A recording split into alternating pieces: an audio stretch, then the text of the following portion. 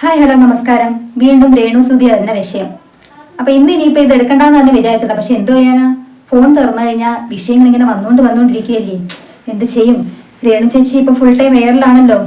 സത്യത്തിൽ ഇവർക്ക് വേറൊരു പണിയില്ലേ എന്തോ. എന്തെങ്കിലും ഉണ്ടെങ്കിൽ വന്ന് കിച്ചുവിനോട് പറയാനുള്ളത് കിച്ചുവിനോട് പറഞ്ഞാൽ പോരെ. ഈ വന്നിരുന്ന് ലൈവിലും അല്ലാതെയൊക്കെ എടുത്തിടുന്ന സ്റ്റോറി ആയിട്ടൊക്കെ എടുത്തിടുന്ന എന്തിനാന്നോ എന്തോ. കരഞ്ഞു മെഴുകുന്നുണ്ടായിരുന്നല്ലേ.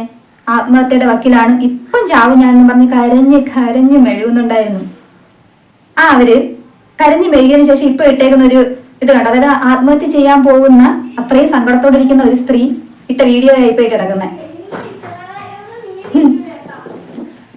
എന്തെല്ലാമായിരുന്നു.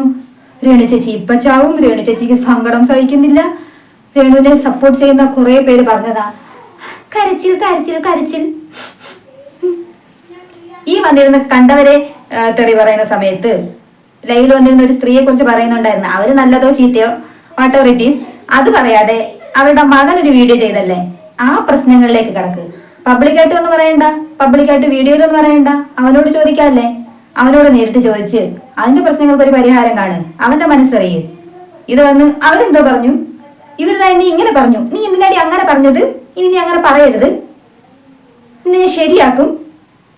അങ്ങനെ പറയാതെ മോന്റെ കാര്യം നോക്കി അവനോട് സംസാരിക്കും. അവൻ പറഞ്ഞ കാര്യങ്ങൾക്ക് ഒരു വ്യക്തത വരുത്ത്.